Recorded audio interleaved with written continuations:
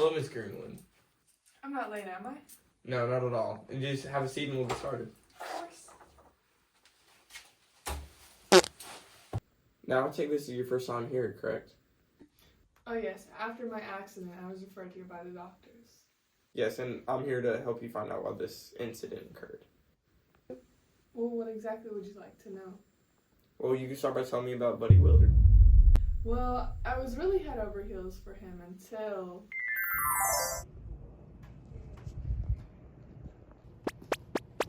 What'd you think of the hospital? It's definitely something. What do you mean? I just mean it puts a lot of things into perspective for me. Well, how exactly? How do you tell a man that your entire perspective on the patriarchy has changed? I mean, when they gave that anesthetic to that woman, I thought it sounded like just the sort of drug a man would invent. Here was a woman in terrible pain, obviously feeling every bit of it, and she would go straight home and start another baby because the drug would make her forget how bad the pain had been, when all the time, that long, blind, doorless, and windowless corridor of pain was waiting to open up and shut her in again. Well, are you gonna say anything? Oh, sorry. I don't remember what I was going to say. Can we talk about something else? Okay. What do you want to talk about? Well, have you ever been with anyone else? Where's that question coming from? Well, What do you mean by that? have you ever had an affair? Well, yes. Once, well, multiple times really, but only with one person. Who was it? Her name was Gladys. We worked together. Yeah. Bye, Buddy. Wait, what? When Buddy got TB, it was like my feelings for him had just evaporated. So it sounds like Buddy himself isn't the issue, it's what he represents. What do you mean? It seems like Buddy represents the ideal man that you should want but don't. He represents ideas about women's roles in society that make you feel trapped and confined to one path in life. For example, when you went to visit the hospital, the anesthetic symbolizes how men keep women stuck in their societal roles. And considering that Buddy is going into this field, then it shows he is one of those men. His affair with Gladys also supports this, as Buddy made you feel as if you were special when you first met, but just to make sure you filled that societal role that he wanted you to. Oh, wow. I never thought of it that way. That's what I'm here for. So tell me about the bell jar, Esther. It's funny. You say it like it's some great metaphor, some puzzle we must solve, but it's just there, hanging over me, waiting to drop. And when did you notice it? It was in New York. The summer should have been dazzling. Everything smelled like warm pavement and perfume. I had all these dresses, shiny and soft ones, that whispered when I walked. I was supposed to be somebody. Instead, I watched the other girls go to parties, flirt with editors, collect phone numbers like souvenirs. I stood in the middle of it all and felt like an imposter. Why? Because I wasn't one of them. I didn't even know who I was. I just kept switching masks. One for the city, one for home, one for school. But underneath, nothing. Just a girl who couldn't even decide if she wanted to be brilliant or beautiful, loved or left alone. And that's when the bell jar lowered. It didn't slam down. It wasn't sudden, just a slow tightening. The air getting thinner. I remember standing in front of a mirror trying to recognize myself. I pulled my lips into a smile, then a frown, then nothing. I thought, this is how it happens. This is how people disappear. And did you? Not completely. And tell me, who is Esther Greenwood without the mask, without the bell jar? I've never known what I wanted to be, but it was never much of an issue until I was in the city. The Rosenbergs had just been executed the night before, and the bus surrounding it was practically suffocating. It's awful how people like the Rosenbergs exist. I'm glad they're going to die. Come on, give us a smile. It's your turn. I didn't want my picture taken because I was going to cry. I didn't know why I was going to cry, but I knew that if anybody spoke to me or looked at me too closely, the tears would fly out of my eyes and the sobs would fly out of my throat, and I'd cry for a week. What do you want to be? I don't know. Of course you know. She wants to be everything. A poet? Shows how happy it makes you to write a poem. I didn't know myself, and I think I turned to trying to find myself in men's company. It felt like a way of getting even with Buddy. My friend Doreen set me up with many men, and in my experience, I learned that a man will only sleep with you if he doesn't plan on marrying you. There were only a few that really stuck out to me, that I thought I might truly care for, but I still never got even with Buddy, and I never found anything fulfilling in any of those men. Going home made no difference. I hoped I would find my old self and be okay once the summer was over, but I just spiraled. I saw a few old friends once, but nothing could distract me from this feeling of purposelessness.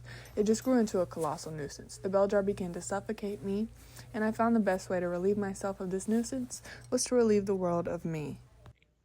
So this is why you ended up in the mental hospital. Well, this sounds like a breakthrough that you had. You had finally realized that you didn't truly know what you wanted to be during the photo shoot. And this clearly represented a bigger theme that you didn't know, your own identity. Your nature of watching others while in New York demonstrates your inability to know what you want unless someone told you, which spiraled into a depressive episode that was at its worst in New York. A place where you're supposed to be having the time of your life, and you're only watching. The tipping point of your unhappiness from following your societal and social roles was when JC told you to smile, when you couldn't. All you could do is cry and realize that even the men in your life wouldn't let you do what you wanted to do. Your suicide attempt was your own way of taking your life back into control. Now, how was your experience with the hospital? Wow, I never want to leave this place. I don't know about never leaving, but this place has most definitely helped, especially Dr. Mom. Really? How? She has just been here for me more than anyone ever has, more than my mother even. Before I had felt so lost and confined in my life that the only way I saw out of it was to take myself out of the equation. My mother had helped it all even after she knew that I attempted. She never scolded me, but kept begging me to tell her what she had done wrong. When I told Dr. Nolan I hated her, Dr. Nolan did something no one else has done. She listened. Really? That's wonderful. After my electroshock therapy, I no longer felt so sick. The bell jar hung suspended a few feet above my head. I was finally open to the circulating air. That's great. Oh, Joan. I'm done with attracting these weird old women that almost try to have me as their own kid in something. You're here because you were influenced by me. You only like the idea of me. You only want me to resemble you.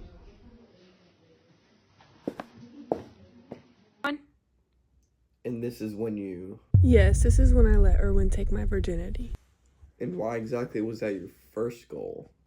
Because I had been protecting it for so long and I got sick of it. I got sick of being told that it was something I had to protect. Well, I believe that it may have a deeper meaning than that. For most of what you've told me, all you had done was what you were told by others and society itself. You have been doing that for 19 years, matter of fact, and hadn't felt true happiness once, unless it was something that you wanted to do. I believe that after the photo shoot, you realized that you yourself had no idea what you wanted to do because you were told what you were wanting to do your entire life. This combined with your depression spurred suicidal thoughts, and you went about this less emotionally and more calculated. This is because it was your way of stopping what other people wanted you to do and finally doing something you wanted, though you were misguided by your depression. I see. Yes. Yet, once you were admitted and were with Dr. Nolan, she didn't tell you how to feel.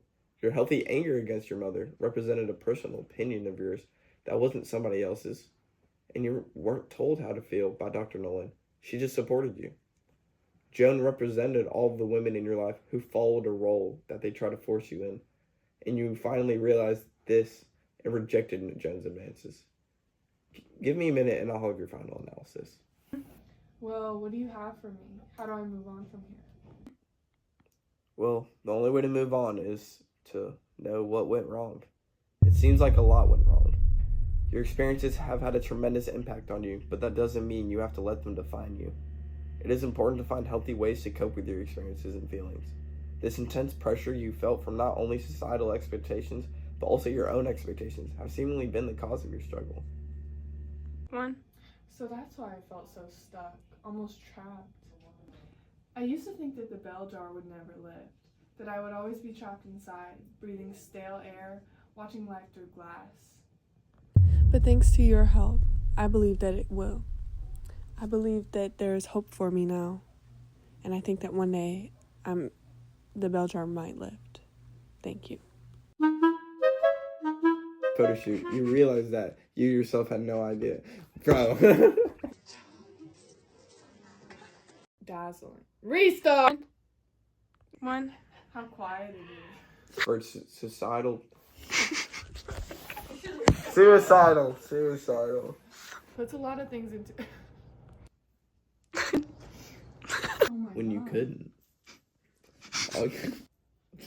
One. Oh, one. Cut.